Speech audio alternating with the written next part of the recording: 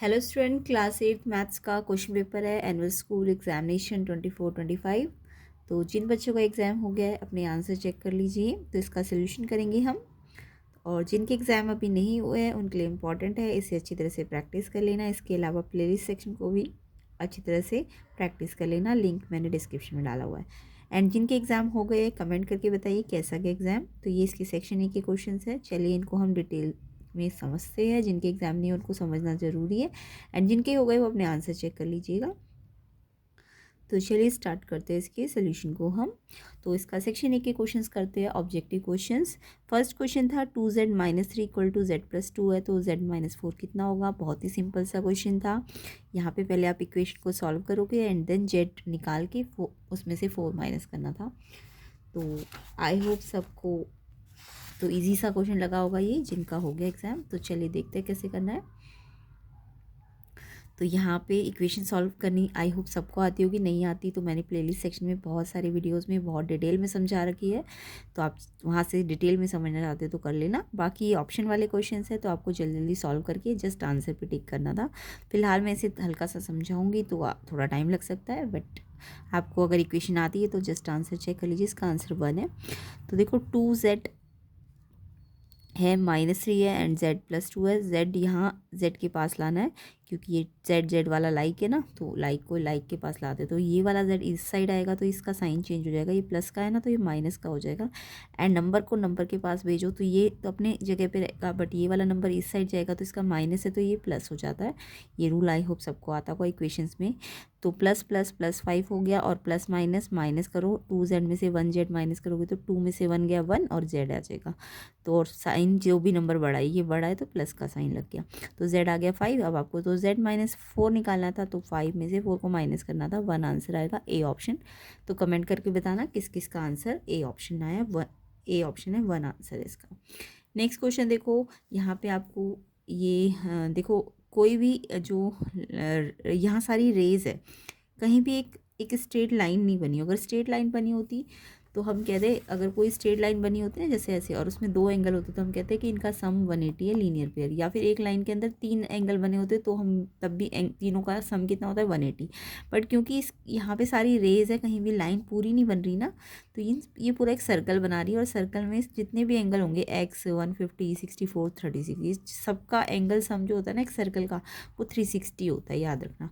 Line में angle sum 180 होता है बट सर्कल में एंगल सम 360 होता है। अब इस इक्वेशन को x के लिए सॉल्व करो, x तो यहीं रहेगा, ये सारे नंबर इस साइड है ना, इस तो इन सबको प्लस करके उस साइड भेजना है आपको। पहले प्लस कर लो, इनको 100 हो गया और 150 250 आ गया। एंड 250 प्लस में है तो इधर जाके -250 हो जाएगा और फिर प्लस माइनस माइनस करके एंगल कितना आएगा 110। किस किस बच्चे का आंसर 110 है। डी ऑप्शन इसका आंसर था सेकेंड वाले का। तो सेकंड वाले का आंसर डी ऑप्शन है। तो जिनका आंसर ये आया है बिल्कुल ठीक है। एंड कमेंट करके बताना। वीडियो को ज़्यादा से ज़्यादा अपने फ्रेंड्स को शेयर करो, लाइक करो। एंड जिनके एग्ज़ाम नहीं हुए प्लेलिस्ट को भी ज़रूर चेक कर लेना। 4 to 5 PYQs कर लेना तो आपका बस कुछ भी करने की ज़रूरत नहीं है खास, बस NCERT को अच्छी तरह से समझ लो और 4 to 5 PYQs कर लो प्लेलिस्ट के अंदर से। तो आपका मतलब कितना भी डिफ़िकल्ट क्वेश्चन हो आप अटैम्प्ट कर ही लोगे। तो लिंक मैंने डिस्क्रिप्शन में डाला हुआ है। चलिए ना, सारा क्वेश्चन भी प्लेलिस्ट में से ही आया हुआ, मैंने बहुत बार पहले भी बोला था तो इसलिए आई होप सब करके गए होंगे। नेक्स्ट है 5 की पावर 0 + 6 की पावर 0 × 7 की पावर 0। तो देखो जब भी किसी नंबर की पावर 0 हो, किसी भी नंबर या वेरिएबल की पावर अगर 0 हो, तो मैंने समझाया था आपको कि जैसे मान लो x वेरिएबल होता है ना, उस पर भी अगर पावर 0 है तो जब भी किसी भी वेरिएबल या नंबर पे पावर 0 हो तो उसका मतलब 1 होता है।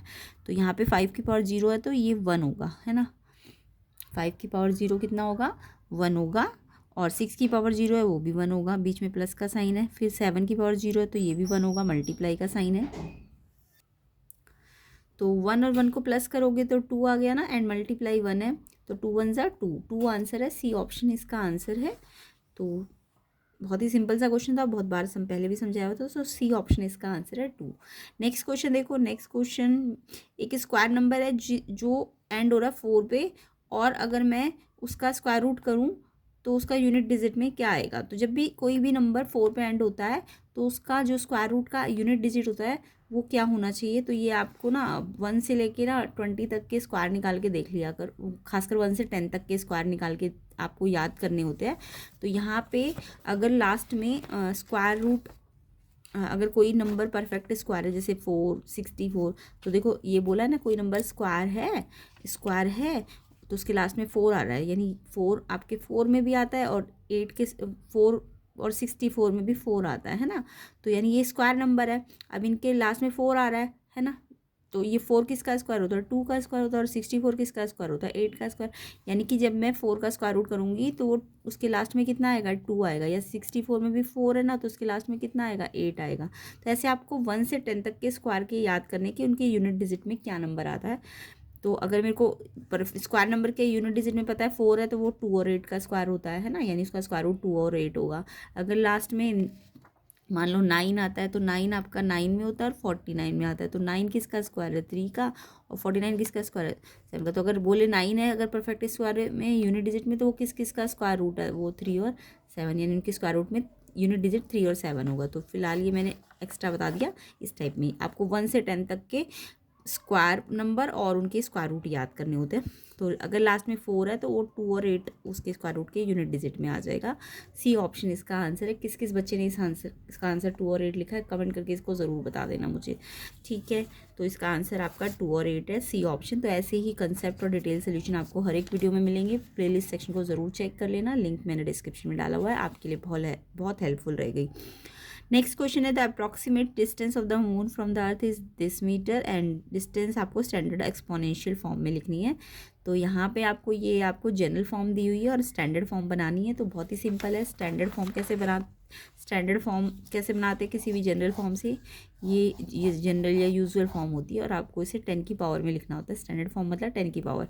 तो देखो ये जब भी आपको दिख रहा है कि विदाउट डेसिमल नंबर है ना, तो आपको एक नंबर के बाद एक नंबर, यानी कि जो भी एक नॉन जीरो नंबर जो भी होगा, नॉन जीरो याद रखना, उसमें एक नंबर के बाद पॉइंट लगाना होता है। तो मैं यहाँ एक नंबर ये है ना, ये नॉन जीरो नंबर है, इसके एक नंबर के बाद पॉइंट लगाओ, यहाँ पे लग गया।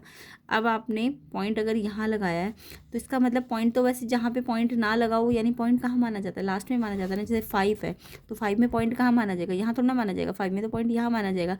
अब मैं इस 5 के पॉइंट को यहाँ से यहाँ शिफ्ट कर रही हूँ, तो यानी कि मैंने पॉइंट को कहाँ शिफ्ट किया, एक स्टेप आगे शिफ्ट किया। और किधर शिफ्ट किया है, पॉइंट इधर था ना। जब भी कोई नंबर में पॉइंट ना लगा, उसके हमेशा पॉइंट कहाँ लगा होता है, उसके पॉइंट हमेशा राइट में लगा होता है।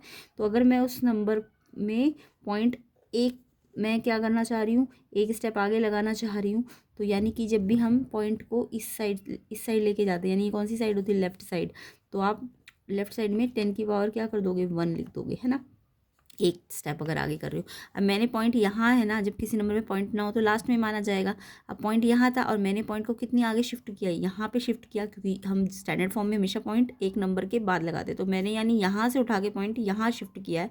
तो कितने स्टेप आगे कर दिया, 1 2 3 4 5 6 7 8 स्टेप। तो यानी यहाँ पे 10 की पावर 8 है, क्योंकि लेफ्ट साइड जब शिफ्ट करते हैं डेसिमल को तो हम पावर पॉजिटिव लेंगे, और अगर मैं डेसिमल को राइट साइड शिफ्ट करूँगी तो 10 की पावर माइनस में हो जाती है, ये याद रखना। तो फिलहाल इसका आंसर 10 की पावर 8 पॉजिटिव है। और क्योंकि हमने डेसिमल यहाँ से लेके यहाँ इतने स्टेप लेफ्ट शिफ्ट किया है, इसलिए 10 की पावर उतनी लग जाएगी। और ये रूल ये है कि एक नंबर के बाद पॉइंट लगना होता है, ठीक है।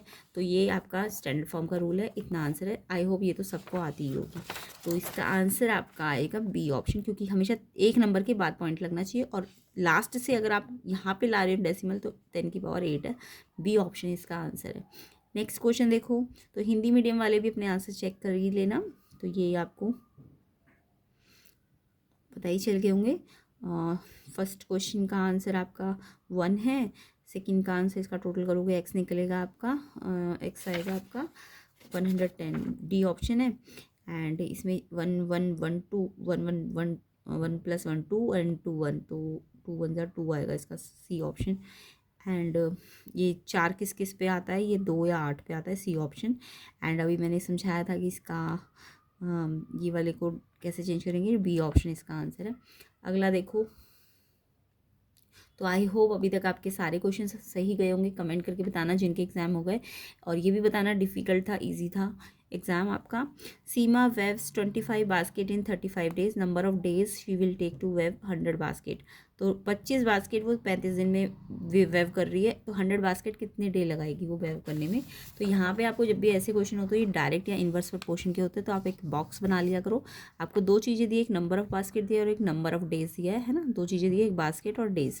तो नंबर ऑफ बास्केट अगर कितनी थी 25, तो डेज कितने थे 35 है ना, तो 25 और ये डेज कितने हैं 35।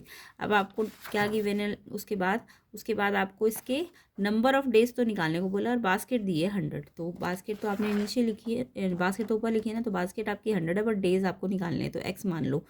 अब आपको पता है कि अगर बास्केट कम होगी तो कम डे लगेंगे उसे बनाने में, है ना, यानी कि लेस, अगर बास्केट कम है तो डेज़ भी क्या लगेंगे कम, और बास्केट अगर ज़्यादा है तो डेज़ भी क्या लगेंगे ज़्यादा। जब भी ऐसा हो कम में कम ज़्यादा में ज़्यादा, तो डायरेक्ट प्रोपोर्शन होता है। और डायरेक्ट प्रोपोर्शन हम कैसे सॉल्व करते हैं, इसको इसके अपॉन में ले लेते हैं और इसको इसके अपॉन में ले लेते हैं। तो अब एक्स के लिए सॉल्व करो, तो जब ये दोनों अपॉन में हो तो क्रॉस मल्टीप्लाई कर लिया करो। तो एक्स तो 25 से मल्टीप्लाई होगा तो इस साइड आ जाएगा, 25 इंटू एक्स, इंटू लगा लो चाहे आप, 25 इंटू एक्स एंड 35 इससे मल्टीप्लाई होके यहाँ आ जाएगा। इसके बाद आपको एक्स निकालना है ना, ये वाला एक्स, तो ये 25 मल्टीप्लाई में, तो एक्स अगर निकालना है तो एक्स तो यहीं रहेगा, 25 मल्टीप्लाई से इस साइड जाएगा तो डिवाइड में आ जाएगा। तो जो भी नंबर यहाँ मल्टीप्लाई में हो एक्स के साथ वो डिवाइड में चला जाएगा, ये एज इट इज़ रहेगा। 25 1 जा 25 4 जा 100। अब नीचे तो कुछ बचा नहीं है, ऊपर ऊपर मल्टीप्लाई कर दो तो ये 140 आएगा। ए ऑप्शन इसका आंसर था। कमेंट करके बताना किस किस ने ए ऑप्शन पे टिक किया 140। नेक्स्ट था, आपको बोला था नंबर ऑफ़ क्यूब, अगर एक क्यूब की साइड 6 है और आपको बोला फिट करना है क्यूबॉइड में, एक बड़े क्यूबॉइड में छोटे छोटे क्यूब फिट करने हैं। क्यूबॉइड का वॉल्यूम 216 मीटर क्यूब है। तो यहाँ पे जब भी नंबर ऑफ़ क्यूब्स निकालने हैं तो आप क्या करोगे, किसी भी चीज़ का नंबर निकालना है तो बड़ा वॉल्यूम किसका, क्यूबॉइड का, और छोटा वॉल्यूम किसको फिट करना है, क्यूब को ना। तो एक क्यूब का वॉल्यूम ऑफ ईच क्यूब, एक क्यूब का वॉल्यूम डिवाइड कर देना तो नंबर ऑफ़ क्यूब्स आ जाएंगे।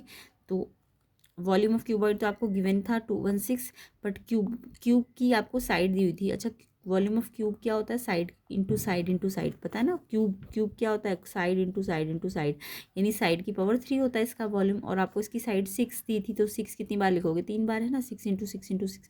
पर ध्यान देने वाली बात है आपकी कि ये जो बड़ा क्यूबॉइड है उसका वॉल्यूम मीटर क्यूब में दिया है, जबकि ये जो साइड दी है ना ये सेंटीमीटर में दी है। तो आपको इस साइड को भी मीटर में लाना पड़ेगा, ताकि जब भी आप रेशो निकालते हो, आपको पता है ना ये मीटर क्यूब में है तो ये भी मीटर में ही होनी चाहिए थी साइड। तो आपने क्या करना है, इस सेंटीमीटर को मीटर में बदलना है, तो 100 से क्या करोगे, डिवाइड करोगे ना। तो ये 100 से हमने इन तीनों को डिवाइड कर दिया। एक 100 से मत करना डिवाइड, क्योंकि 3 साइड है तो तीनों को 100 से डिवाइड करना है। तो ये सेंटीमीटर को मीटर में बदल दिया मैंने 100 से डिवाइड करके। अब ये जो फ्रैक्शन वाले नीचे वाले 100 है, ये वाले फ्रैक्शन क्या होंगे, ये वाले फ्रैक्शन इस फ्रैक्शन के नीचे है ना, तो ये रेसिप्रोकल होंगे, यानी कि ये वाले 100 जो थे वो कहाँ चले जाएंगे, ऊपर चले जाएंगे।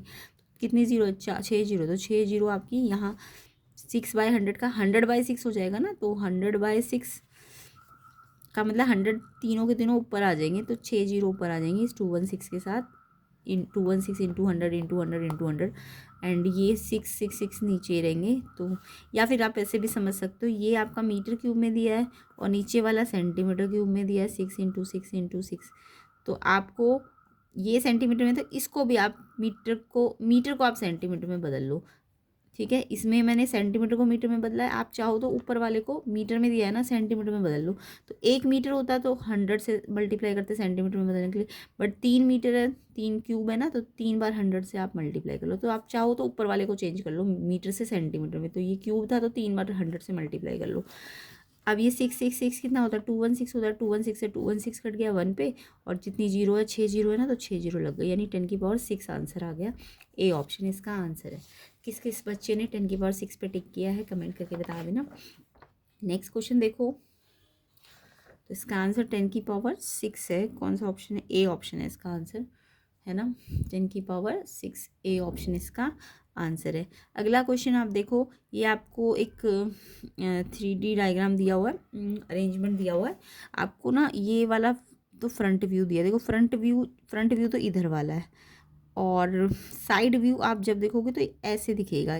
ये देखो साइड व्यू में आपको सिर्फ यही तो दिखेंगे, ये तो ये तो इसके अंदर की तरफ होंगे, अंदर की तरफ थोड़ी ना, ये वाले बॉक्स थोड़ा ना दिखेंगे हमें, है ना। ये तो टॉप व्यू में दिखेंगे जब हम ऊपर से देखेंगे तो हमें ये वाइट वाले दिखेंगे, है ना। तो टॉप व्यू में हमें वाइट वाले दिखेंगे, और जो साइड व्यूज में जस्ट हमें इस साइड वाले ब्लैक वाले दिखेंगे। ब्लैक में कितने, 1 2 1 2 1 2, तो 2 नीचे है, 2 फिर मिडिल में है, 2 ऊपर है। तो यानी कि साइड व्यू, आपको साइड व्यू वाला पूछा है ना, तो साइड व्यू में आपको ये वाला दिखेगा, सारे ब्लैक वाले दिखेंगे, ये 2 ये 2 ये 2, ये तो अंदर गए हुए हैं ना, ये साइड से थोड़ी ना दिखेंगे, ये तो टॉप से दिखेंगे। वाइट वाले आपको टॉप से दिखेंगे, तो वाइट वाले भी 2 2 2 2 है, वो भी यही वाले होते, लेकिन आपको साइड व्यू बोला है तो आपको इधर से 2, ये वाले 2 ये वाले 2 दिखेंगे, तो ये वाला दिखेगा डी ऑप्शन। हाँ, अगर ये बोलते फ्रंट व्यू, तो फ्रंट व्यू में देखो पहले यहाँ से 3 दिख रहे हैं, फिर ये 2 दिखेंगे, फिर ये 1 दिखेगा, तो फ्रंट से देखोगे तो ये 3 2 1, यानी ये वाला दिखेगा, ये फ्रंट व्यू वाला है। तो आपको साइड व्यू बोला है तो 2 2 2, यानी ये वाला डी ऑप्शन इसका आंसर है। आई होप सबको समझ आ गया होगा, डी ऑप्शन है इसका आंसर। नेक्स्ट क्वेश्चन आपको दिख रहा है, एक पॉलीगन है, पॉलीगन में कितनी साइड दिख रही है आपको, देखो 1 2 3 4 5 पेंटागन दिख रही है आपको। तो और पॉलीगन में आपको मोस्टली एक्सटीरियर एंगल दिए हुए ना, ये वाला एक्सटीरियर एंगल है, ये वाला एक्सटीरियर एंगल है, ये वाला एक्सटीरियर एंगल है, ये वाला भी एक्सटीरियर एंगल है। ये वाला दिया नहीं है क्वेश्चन में, बट निकाल सकते हो लीनियर पेयर कर लगा के। तो जब भी सारे एक्सटीरियर एंगल दिए हो और एक एंगल निकालना हो एक्सटीरियर, तो आपको एक्सटीरियर एंगल की प्रॉपर्टी आती है ना, कोई भी पॉलीगन चाहे वो 3 साइड का हो चाहे वो 4 साइड का हो, उसके जो एक्सटीरियर एंगल का सम होता है, याद रखना, सम ऑफ एक्सटीरियर एंगल होता है जो कोई भी पॉलीगन हो, चाहे वो ट्राइंगल हो, चाहे वो क्वाड्रिलेटरल हो, चाहे वो पेंटागन हो, एक्सटीरियर एंगल सम कभी चेंज नहीं होता, वो 360 डिग्री होता है। कितना होता है वो, 360 डिग्री, ठीक है।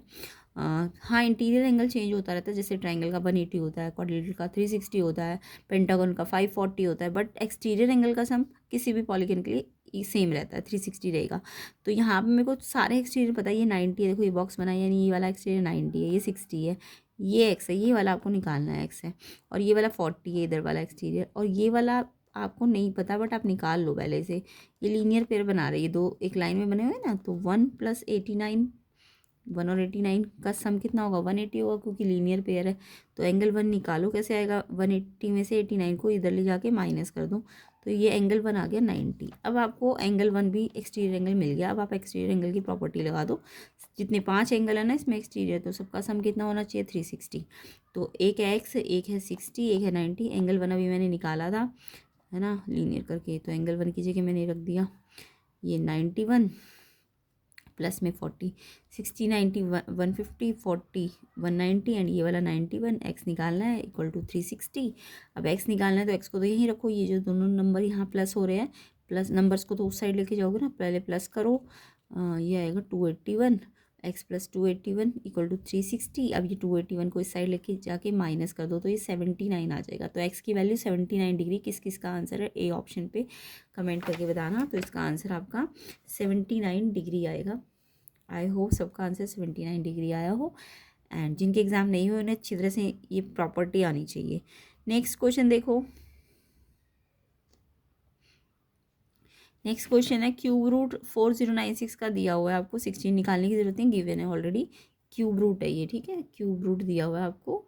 ये देखो इस के अंदर 3 है, तो यानी क्यूब रूट है 16, और इसकी हेल्प से आपको ये वाली वैल्यू निकालनी है।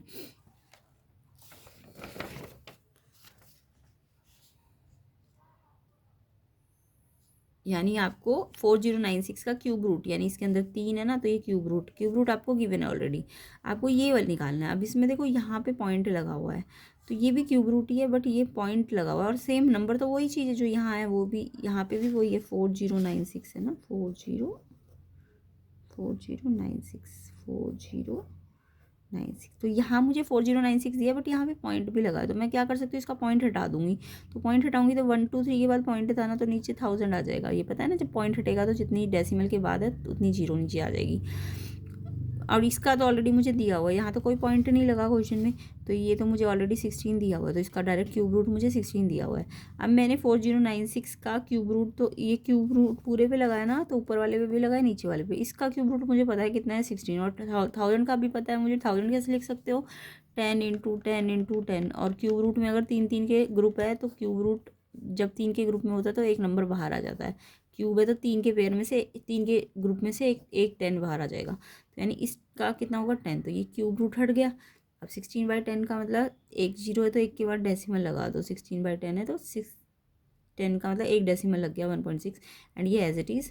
अब इसको जोड़ोगे कैसे, 16 पे पॉइंट नहीं है ना, जिस नंबर पे पॉइंट ना हो उसके बाद पॉइंट लगाते हैं, और इस पे तो पॉइंट लगा हुआ है ऑलरेडी, तो पॉइंट को पॉइंट के नीचे रख के प्लस कर दो, यहाँ 6 हो जाएगा, ये 16 117.6।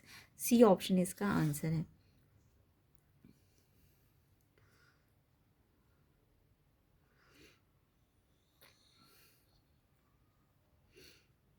तो सी ऑप्शन है इसका आंसर।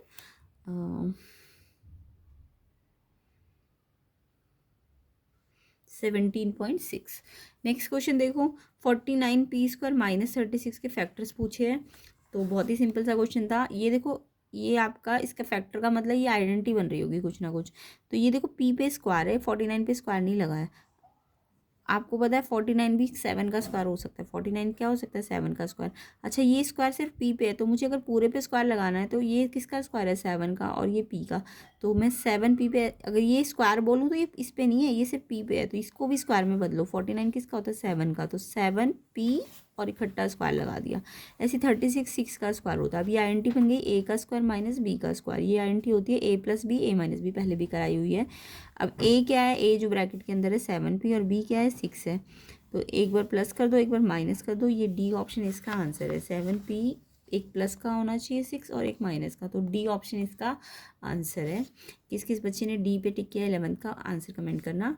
नेक्स्ट है एक्स एंड वाई जो है ना इन्वर्सली प्रोपोर्शन में। इन्वर्सली प्रोपोर्शन में जब होते हैं ये बॉक्स में, तो हम जैसे अभी मैंने डायरेक्ट प्रोपोर्शन में तो बोला था इसको इसके अपॉन में लो, इसको इसके अपॉन में लो, इक्वल कर दो और क्रॉस मल्टीप्लाई कर दो।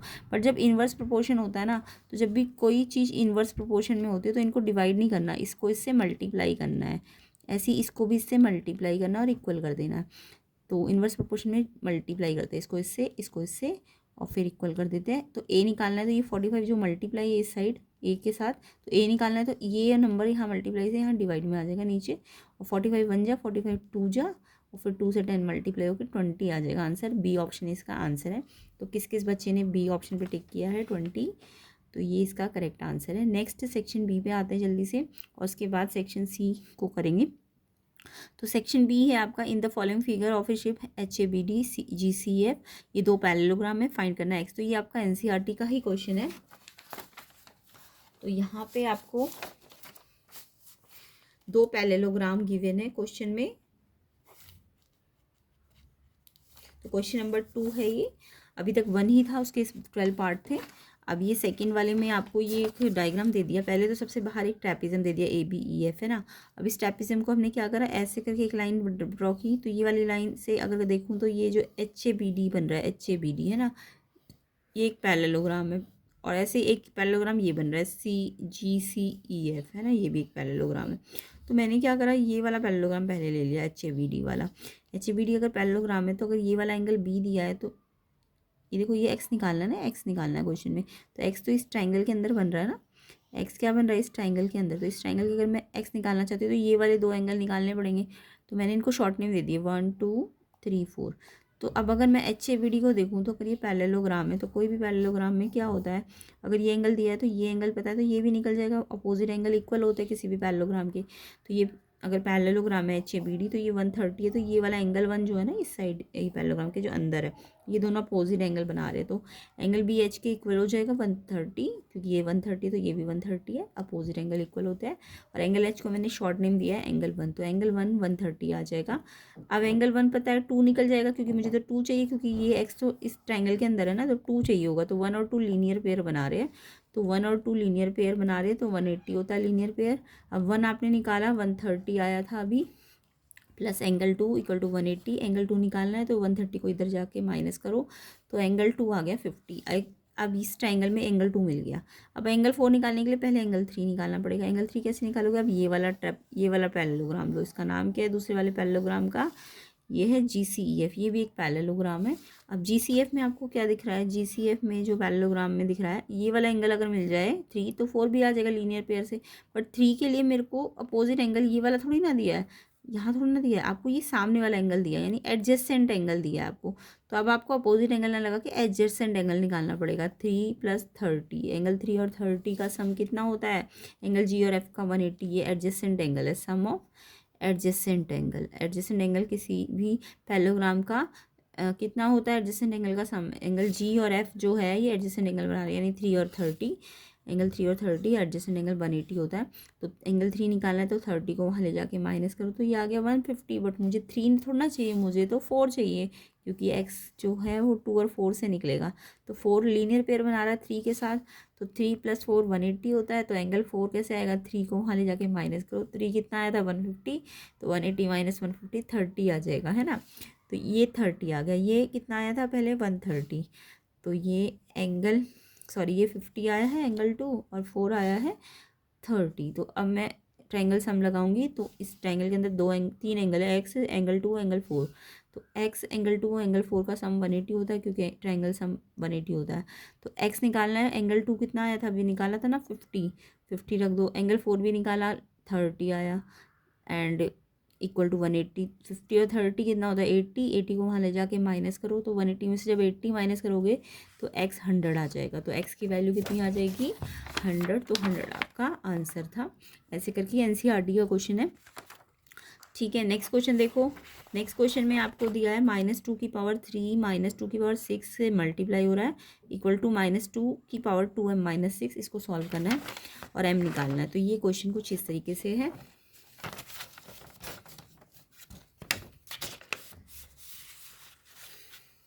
तो -2 की पावर 3 -2 की पावर -6। अच्छा देखो, इन दो -2 में यहाँ पे कुछ नहीं है, यानी मल्टीप्लाई हो रहा है। तो जब सेम बेस हो तो सेम बेस यानी -2 इसमें भी है और इसमें भी, और मल्टीप्लाई हो तो ये जो पावर्स होती है प्लस हो जाती है। पता है ना आपको रूल, एक्सपोनेंट के रूल होते हैं कि अगर एक्स सेम बेस है और मल्टीप्लाई है तो ए पावर और बी पावर एक्स को एक बार लिख देते हैं, बेस सेम हो तो एक बार लिखो और पावर को ऐड करते हैं क्योंकि मल्टीप्लाई है। ठीक है, तो ये दोनों बेस -2 एक बार लिख दो और ये जो पावर है ये वाली पावर के साथ प्लस कर दो। तो पहली पावर प्लस दूसरी पावर तो माइनस में दी हुई है ना, बट प्लस करनी है।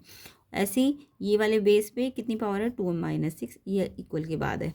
अब इसको पहले सॉल्व करते हैं। -2 एज इट इज़, -2 है, हाँ। तो -2 एज इट इज़ ये वाला, और 3, अब देखो ऊपर वाले को कैसे सॉल्व करो। 3 प्लस माइनस है तो माइनस का साइन लगेगा ना, जब दो साइन आपस में एक साथ आ जाए तो प्लस माइनस में से माइनस का साइन लगेगा। ये तो 3 - 6, और इंटीजर आपको आते हैं सॉल्व करने, प्लस माइनस क्या करते हैं माइनस करते हैं, प्लस माइनस माइनस करते हैं। और साइन जो होता है प्लस माइनस माइनस करना चाहिए, बट साइन जो होता है वो बड़े नंबर का लगाना चाहिए, याद रखना। प्लस माइनस माइनस करते हैं बट साइन बड़े का लगाते हैं। तो पहले माइनस करो 3 आया, 6 में से 3 माइनस करो 3 आया, और जो नंबर बड़ा है, नंबर कौन सा बड़ा है इसमें से, ये वाला बड़ा है, तो इसमें आगे कैसा साइन है माइनस का, तो माइनस का साइन आएगा। तो पहले प्लस माइनस माइनस करो और फिर जो नंबर बढ़ाओ, ये इनमें से ये वाला बड़ा है ना, तो ये जिस इसमें जो साइन है वही लग जाएगा। तो यानी इसको पहले हमने माइनस किया, 3 आया, फिर ये बड़ा है तो माइनस का साइन लगाया, और ये वाले बेस पे तो ये पावर है। अब जब देखो फिर से बेस सेम है और लेकिन अब इक्वल का साइन है, जब बेस सेम हो और इक्वल हो तो पावर भी इक्वल कर देनी चाहिए। तो ये वाली पावर इस पावर के इक्वल कर दो, तो ये पावर है 2m - 6 और ये पावर है -3, तो ये दोनों आपस में इक्वल है क्योंकि बेस सेम है और इक्वल का साइन है। तो अब m के लिए सॉल्व करो इक्वेशन को। तो पहले 2m वाली टर्म तो यहीं रहने दो, ये जो नंबर है इधर भेजो, तो ये माइनस है तो यहाँ जाके प्लस हो जाएगा, बट ये यहीं पे है तो इसका साइन जैसा है वैसा ही रहेगा। ये गया है ना वहाँ पे, ये थोड़ी ना गया है, तो इसको तो ऐसे ही रखो, इसको बदलो। अब ये प्लस माइनस फिर से इंटीजर की तरह सॉल्व करो, प्लस माइनस माइनस कर दो, और जो साइन है उसका बड़े का लगाओ। साइन हमेशा बड़े का लगाते हैं जब भी प्लस माइनस होता है। तो ये बड़ा है ना आपकी बार, तो इसके आगे कौन सा साइन है प्लस का, तो प्लस का साइन लगाने की ज़रूरत नहीं है। अब m निकालना है तो 2 मल्टीप्लाई में डिवाइड में चला गया, तो m की वैल्यू 3/2 आएगी। किस किस की आंसर 3/2 आया कमेंट करके बताना जल्दी से। तो m 3/2 आएगा। नेक्स्ट क्वेश्चन, ये भी मैंने करा रखे थे। आपको बोला मीता सेव करती है 4000 सैलरी का, और उसका जो सेविंग है वो 10% है, यानी मीता की सेविंग परसेंटेज में भी पता है और रुपीज़ में भी पता है, और आपको उसकी सैलरी पूछी है। तो सैलरी मतलब टोटल अमाउंट कितना है उसके पास, जितना, तो उसकी हमें सेविंग परसेंटेज दी है। तो मीता की सैलरी जो टोटल है वो तो कुछ नहीं दी हुई है, एक्स है, और मनी सेव जो करती है वो एक्स का 10% ही तो करेगी। वो टोटल सैलरी का तो 10% वो सेव करेगी, तो एक्स का 10%, एक्स का 10% ऑफ एक्स, तो ऑफ का मतलब मल्टीप्लाई, और 10% है तो अपॉन में 100, जब भी परसेंट हो तो परसेंट हटेगा तो अपॉन में 100 आएगा, है ना। तो 10% एक्स का सैलरी का 10%, ये उसकी मनी सेव है। और मनी सेव कितनी दी हुई है 4000, यानी मनी की परसेंटेज भी दी है वो सैलरी पे निकलेगी, सैलरी एक्स है और ये मनी पर जो सेविंग है वो किसके बराबर दी हुई है, 4000 के बराबर। अब एक्स निकालना है आपको, तो पहले जीरो से जीरो कैंसिल कर दो ऊपर नीचे। ये 10 डिवाइड में है ना एक्स के साथ, अपॉन में है ना, तो अगर कोई चीज़ डिवाइड में तो उधर जाएगी तो मल्टीप्लाई में चली जाएगी। तो 4000 इंटू 10 करोगे तो 3 जीरो 1 जीरो 4 जीरो लग जाएगी, यानी सैलरी उसकी 40,000 है। तो 40,000 इसका आंसर है, 40,000। किस किस का आंसर सही है कमेंट करके बता देना, और वीडियो को ज़्यादा से ज़्यादा शेयर कर देना, लाइक भी कर देना। नेक्स्ट इसका चॉइस वाला क्वेश्चन है, selling price of A toy car 540 है और प्रॉफिट जो शॉपकीपर करता है वो 20% करता है, उसका सीपी निकालना है। तो जब एसपी दिया हो, क्वेश्चन में एसपी दिया है ना, और सीपी आपको निकालना, प्रॉफिट परसेंटेज भी दिए, तो लास्ट टाइम भी मैंने ये फॉर्मूला बताया था सीपी निकालने का। तो सीपी और एसपी में ये फॉर्मूला होता है जब प्रॉफिट परसेंट या लॉस परसेंट दिया हो। तो सीपी निकालने के लिए 100/100 plus profit percent into SP. अगर लॉस होता तो माइनस करते, प्लस की जगह यहाँ माइनस करते लॉस परसेंट को। ठीक है, तो सीपी निकालना है, तो ये ध्यान में 100 ऊपर और नीचे 100 प्लस पी, अगर लॉस है तो 100 माइनस लॉस। ठीक है, और एसपी 540 दिया है, 100 प्लस प्रॉफिट कितना दिया था 20, तो ये सॉल्व करो 100 और ये 120 हो जाएगा इंटू 540। तो नीचे 100 ऊपर 1, नीचे ऊपर 100 नीचे 120 इंटू 540। अब इसे कैंसिल कैसे करोगे, 100 120 इंटू 540, पहले जीरो से जीरो काट दो, 4 से ये दोनों कट जाएंगे, 4 3 ज़ा, 4 से ये 25 पे कटता है, 4 2 जाए 2 बचा, 4 5 ज़ा, फिर 3 से ये दोनों कट जाएंगे, 3 1 ज़ा, 3 1 ज़ा और 2 बचा तो 3 8 जा। डायरेक्ट मैंने डिवाइड कर दिया। ठीक है, फिर इसको इससे मल्टीप्लाई कर दिया है, तो 450 इसका आंसर है। कॉस्ट प्राइस फिर 450 आ जाएगा। तो किस किस का आंसर 450 आया है ये भी आप बताना कमेंट करके। नेक्स्ट क्वेश्चन देखो,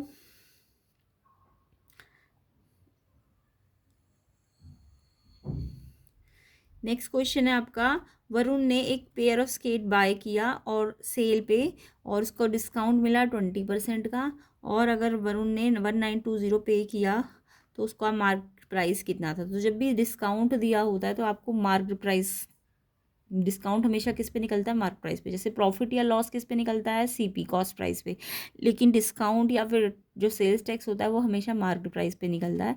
तो एक तरह से आप मान लो जब भी डिस्काउंट और वेट वाले क्वेश्चन होते हैं, डिस्काउंट या फिर सेल्स टैक्स वाले, उसमें आप ना मार्क प्राइस को एज ए सीपी की तरह ट्रीट कर लिया करो, ताकि आप सीपी और एसपी की जो फॉर्मूले लगाते हो ना वही आप मार्क प्राइस के लिए लगा सको। तो मार्क प्राइस को एज ए सीपी की तरह ट्रीट करो, और सेलिंग प्राइस तो फिर सेलिंग प्राइस ही रहेगा।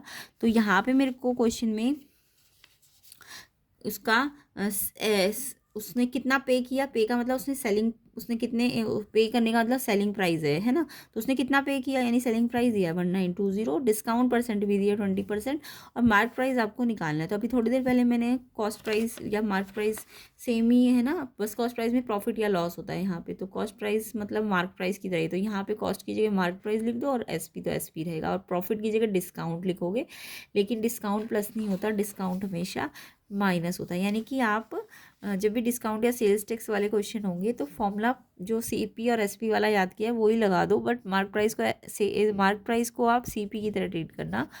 ठीक है, मार्क प्राइस किसकी तरह ट्रीट किया जाएगा, कॉस्ट प्राइस की तरह। और अगर डिस्काउंट है तो जैसे लॉस को आप माइनस कर रहे थे ना, ऐसे डिस्काउंट को भी आप माइनस ही करोगे, और सेल टैक्स होगा तो प्लस करोगे। तो फॉर्मूला वही जो सीपी वाला याद किया, 100/100 माइनस डिस्काउंट इंटू एसपी। ठीक है, तो मार्क प्राइस ऐसे सीपी की तरह ट्रीट करना। तो 100/100 माइनस डिस्काउंट 20% है, इंटू 1920 उसने पे किया यानी सेलिंग प्राइस है। तो ऐसे करके ना आपको मार्क प्राइस वाले भी फॉर्मूले याद हो जाएंगे। जो कॉस्ट और एसपी में रिलेशन होता है वैसे ही रिलेशन एमपी और एसपी में भी होता है। ठीक है, डिस्काउंट है तो माइनस, टैक्स है तो प्लस करते हैं यहाँ पे। तो 100 माइनस 20 80, 1920, जीरो से ये ज़ीरो कट गई, 8 1 ज़ा 8, और 8 से ये ऊपर नीचे कर दो, 8 में 19 नहीं आता, 16 आता 2 पे, और 3 बचाना, 19 माइनस 16 3, तो 32 बनेगा 4 पे। तो डिवाइड मैंने माइंड पे कर लिया है, फिर इससे इसको मल्टीप्लाई कर दो, 2400 रुपीज़ इसका मार्क प्राइस आ जाएगा। ओके, तो मार्क प्राइस आपको निकालना था। नेक्स्ट क्वेश्चन है कि इसमें क्या ऐड करेगी ये मिल जाए आपको। तो जब भी ऐड क्या करे कि ये मिल जाए, तो गेट में से जो भी मिलता है उसमें से पहले नंबर को माइनस करना चाहिए। तो कैसे करते हैं ऐड वाले में, जो गेट होता है वो पहले, फिर माइनस फर्स्ट, जो भी जिसमें ऐड करना है। तो गेट पहले आएगा, फर्स्ट बाद में आएगा। और अगर सब्ट्रैक्ट वाले क्वेश्चन हो तो पहले फर्स्ट आएगा। सब्ट्रैक्ट वाला होता है ना, जब क्या सब्ट्रैक्ट करें याद रखना, तो पहले फर्स्ट आएगा और फिर माइनस गेट आएगा। ये सब्ट्रैक्ट वाले क्वेश्चन में करना चाहिए। बाकी ऐड वाला होता है तो गेट में से पहले वाला माइनस करते हैं। तो गेट कितना था, देखो गेट है 5m² + 2mn + 7n²। थोड़ा सा साफ नहीं दिख रहा तो इसमें से देख लो। क्या मिला, 5m² 2mn + 7n², ये तो मिला है, तो ये तो आगे आएगा और ये वाला बाद में आएगा, है ना। गेट वाला तो ये है ना, तो 5m² + 2mn + 7n² में से माइनस करना है पहले वाला। माइनस में ये 3 टर्म है ना, तो इसको ब्रैकेट में लगा दो, क्योंकि माइनस करेंगे तो इनके साइन चेंज होंगे, तो इसलिए पहला वाला माइनस में लिखने के लिए ब्रैकेट में लिखना। तो 2m² माइनस का 3mn + 3 का n²। तो ये मैंने ऐसे करके ब्रैकेट में लिखा। जब ब्रैकेट हटेगी तो बाहर माइनस है, तो अंदर के सारे साइन चेंज होंगे। तो ये प्लस का है ना, इसके आगे प्लस है, तो ये माइनस जब यहाँ जाएगा तो ये माइनस का हो जाएगा, और जो माइनस का है वो प्लस का हो जाएगा, और ये जो प्लस का है ये माइनस का हो जाएगा। अब देखो लाइक टर्म को प्लस माइनस करना है, तो 5m² के जैसा और कौन सा है, ये है ना। तो 5m² और 2m², देखो ये माइनस में और ये प्लस में है, तो प्लस माइनस क्या करते हैं, माइनस करते हैं ना। तो 5 में से 2 माइनस करो, 5 में से 2 माइनस करो तो 3 आएगा। और साथ में इनके पीछे क्या है, m², तो m² एक बार लिखो। तो जब भी प्लस माइनस करने हो लाइक टर्म्स को, तो सिर्फ आगे वाले माइनस कराओ या प्लस करो, और फिर जो पीछे है ना कोफिशिएंट m², वो एक ही बार लिखना होता है। और जो नंबर बड़ा इन दोनों में से प्लस का बड़ा है तो प्लस का साइन। ऐसे ही 2mn के जैसा कौन सा है, ये वाला है ना। अब इस पर भी प्लस का साइन है, इस पर भी प्लस, तो प्लस वाला प्लस के साथ प्लस करो, 2 और 3, आगे वाला प्लस किया करो, 2 और 3 5, और mn एक बार लिख दो। ऐसे ये वाले के जैसा, इसके जैसा कौन सा है, इसके जैसा ये है। तो ये प्लस का 7 है, ये माइनस का 3 है, प्लस का 7 माइनस का 3, 7 - 3 करोगे तो 4 आएगा। और जो बड़ा है, ये इनमें से बड़ा कौन सा है, ये वाला, तो प्लस का साइन लगेगा, और n² एक बार लिख देंगे। ठीक है, तो ये सारे अनलाइक टर्म है, अब ये जुड़ेंगे नहीं, ये ऐसे ही रख देंगे। तो ये आपका आंसर है। तो आई होप सबका आंसर यही आया होगा। और जिनका नहीं हुआ एग्जाम, प्लेलिस्ट सेक्शन को ज़रूर चेक कर लेना, बहुत डिटेल कंसेप्ट समझाए गए हैं, तो आपको ईजिली समझ आ जाएंगे क्वेश्चन। इसके बाद इसका 7th क्वेश्चन है, area of trapezium shaped field is 480 m², distance between 2 parallel side आपको 15 दिया है, लेंथ ऑफ एक पैरेलल साइड की 20 है, फाइंड करना length of other parallel side. तो लास्ट टाइम भी मैंने ये ट्रैपिज्म वाले क्वेश्चन आपको फॉर्मूले बताए थे। जब भी आपको ट्रैपिज्म का एरिया या तो गिवन हो या निकालना हो, तो आपको फॉर्मूला लगाना होता है। तो एरिया ऑफ ट्रैपिज्म, देखो ट्रैपिज्म कैसी शेप होती है, ऐसी। इसमें एक पेयर तो पैरेलल होता है, यानी ये वाला पेयर पैरेलल साइड का है, और ये वाली साइड पैरेलल नहीं होती है, यानी एक साइड एक पेयर पैरेलल होता है ट्रैपिज्म में। तो ये वाला पेयर पैरेलल है और ये वाला पैरेलल नहीं है। तो आपको ये पैरेलल साइड में से तो एक साइड दे रखी है 20, और दूसरी आपको निकालनी है। तो इसका नाम है ABCD। अब इसमें से आपको ABCD में से AB तो पता है 20, बट DC नहीं पता, है ना। DC को मैंने B मान लिया। तो जो पैरेलल साइड है उसमें से एक पता है, दूसरी निकालनी है। एक पता है, देखो ध्यान से पढ़ो, and length of one of parallel side, एक पैरेलल साइड की लेंथ दी है और दूसरी लेंथ ऑफ पैरेलल साइड आपको निकालनी है। तो ये वाली तो पता है, बट ये वाली निकालनी है। और एक चीज़ दी हुई है, इनके इन दो पैरेलल साइड के बीच का डिस्टेंस दिया हुआ है आपको। डिस्टेंस बिटवीन 2 पैरेलल साइड कितना दिया, 15 मीटर। तो ये जो दो पैरेलल लाइन के बीच का डिस्टेंस है ये वाला, वो 15 मीटर है। ठीक है, तो ट्रैपिज्म का एरिया का फॉर्मूला आपको याद रखना है जब भी निकालना हो या दिया हो। तो ट्रैपिज्म का फॉर्मूला होता है half sum of parallel side into होगा, हाफ के साथ मल्टीप्लाई होगा पैरेलल साइड का जो सम होगा, और जो डिस्टेंस होगा इन दोनों के बीच का वो h मान लो उसको, वो भी मल्टीप्लाई होगा। तो ये फॉर्मूला होता है एरिया का। अब एरिया आपको निकालना नहीं है, एरिया आपको ऑलरेडी दे रखा है 480। ध्यान रखना सारी चीज़ें यूनिट सही होनी चाहिए। ये मीटर में है, मीटर स्क्वायर में एरिया, और ये भी मीटर में है, तो कुछ चेंज करने की ज़रूरत नहीं है यूनिट को। तो हम एज इट इज़ रख देंगे 480 half sum of parallel side का मतलब इन दोनों को प्लस करो, तो ये 20 बी के साथ प्लस करो, तो 20 और बी लाइक टर्म तो है नहीं, तो प्लस ये 20 as it is plus B को एज इट इज़, क्योंकि ये दोनों जुड़ नहीं सकते ना 20 और बी, ये कोई नंबर में थोड़ा है, तो वेरिएबल में माना है मैंने, तो 20 + b लिख दो इसको। इनटू इनका बीच का गैप कितना है, इनका हाइट कितना है, 15 मीटर। अब ये मीटर और ये मीटर स्क्वायर, तो कुछ 100 से डिवाइड मल्टीप्लाई करने की ज़रूरत नहीं है आपको। अब ये b निकालना है ना, तो ये पूरा अभी हम ब्रैकेट को यहीं रखेंगे। ये हाफ देखो मल्टीप्लाई में और 15 भी मल्टीप्लाई में है, तो ये इसको पहले यहीं रखेंगे। पहले जो मल्टीप्लाई, ये डिवाइड में है, 2 जो है आपका डिवाइड में है, देखो अपॉन में ना, तो ये डिवाइड में है, इसके साथ यहाँ कुछ नहीं है, तो ये मल्टीप्लाई होता है, ये मल्टीप्लाई होता है। ठीक है, तो ये नंबर तो प्लस में है, तो ये तो अभी जुड़ा रहेगा, ये पूरा ब्रैकेट तो यहीं रहेगा। ये 2 जो डिवाइड में, ये इस साइड जाके इस साइड से इधर जाएगा तो ये डिवाइड से मल्टीप्लाई में आ जाएगा, और ये जो मल्टीप्लाई में ऊपर है तो ये नीचे आ जाएगा। नंबर्स को सारे नंबर को ये वाले इसको मत ले जाना पहले, इसको तो ऐसे ही रहने देना। इन दो को, ये 2 डिवाइड का मल्टीप्लाई में चला गया और मल्टीप्लाई वाला डिवाइड में चला गया, और ये ऐसे ही रहने देना। अब ये 15 से शायद ये पूरा कट जाएगा। 15 वन जा 15 में 48 से छोटा 45 आता है 3 पे, और 3 बचा तो 32 पे आता है ना। तो कैन डिवाइड करके देख लेना, नहीं तो माइंड में डिवाइड करना।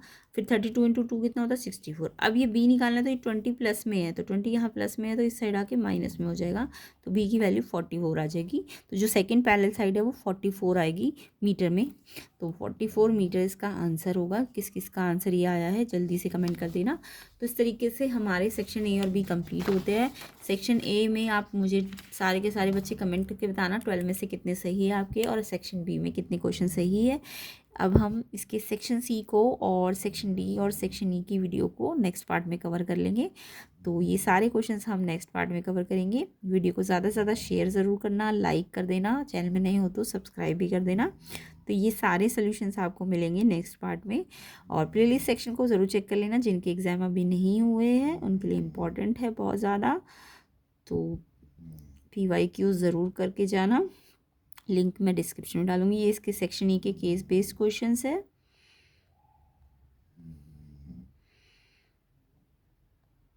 तो इन सब के सॉल्यूशंस मिल जाएंगे आपको नेक्स्ट पार्ट वाली वीडियो में।